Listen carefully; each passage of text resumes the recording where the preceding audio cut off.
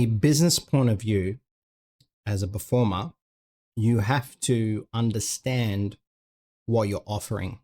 And once you understand what you're offering and what the market needs, then you can present yourself that way by the wording, by the way that you communicate, by the way that you present your portfolio, all those type of things. So it's extremely beneficial to understand your offer. What is your offer? And what we've got here is a offer equation.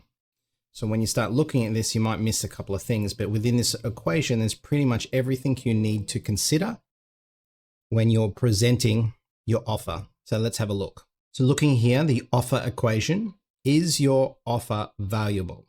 So it's one thing to know what you can give out to the industry, but you need to know what the industry wants so they can consider you valuable.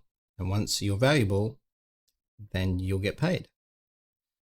So looking at the equation, the equation is you need to consider your skills, experience, creativity, professionalism, and market demand. Okay, so these are the things that you want to think about how you're going to present yourself. What do you offer? That's your package there. If you can answer all of these questions and align that with someone else, like a company or like a dance company or cruise ship, whatever it is, if this lines up with what they want, then you look very attractive to them as potentially working with you, right? So just to break it down, even more equations is, if we're just thinking about skill, it's your technical proficiency, your style versatility. So you could go either way or both with this. So technical proficiency, so how good you are at something, and that would be also to like, are you good at contemporary technique or you're good at ballet technique, whatever it is. And then you've got your style versatility. So how versatile are you is another very attractive skill set to have as a dancer. Then there's your experience. So it's really comes down to, can you present your performance history? So can you show them things that show that convince them that you have experience? So that's looking at that. Another thing that will help with experience is collaboration. So who have you worked for previously to this employment? And then another good thing to have is your teaching. So how much experience do you have in teaching and in the industry? This is a really good way to demonstrate your teamwork, your communication skills, your understanding of dance. So it's a very attractive thing to have as well. Then you've got your creativity, which is really coming down to your ideas. So what type of innovative ideas do you have, and your storytelling ability? If you can present these in unique, creative ways, you're presenting some value in your offer, and that can be attractive to certain people that are looking for that type of thing. Then you've got your professionalism. This is a big one that I think a lot of people forget to present it. They just assume that people think that they know what they're doing. Okay, but you have to show somehow that you're reliable,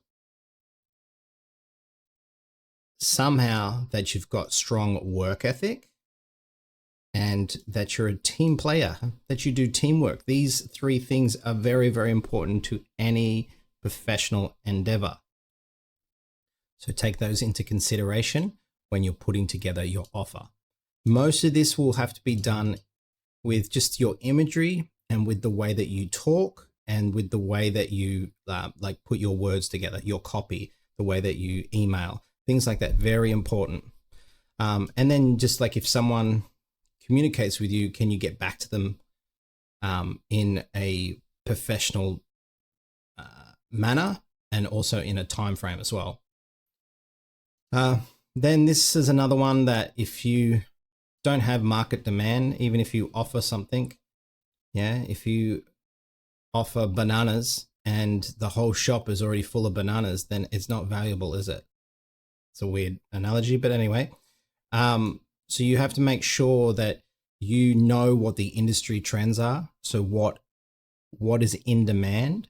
It's very good as a professional dancer to know that and keep up with the times. And then also too, what does the audience want as well? Because sometimes trending topics don't necessarily translate to what an audience wants to see. Okay, so just knowing what type of audiences are going out there and spending money in these type of shows, yeah, what age group, what demographic, that's good to know. And then also to what is popular in the styles and in pop culture, all those type of things need to be there. But that's an equation. This is just a really good way to practically look at your offer and to get you thinking, instead of just like drifting through your career, thinking that you're just going to get lucky. Understanding these things is the first step. And then being able to present this offer to the world will go very, very far. So thank you.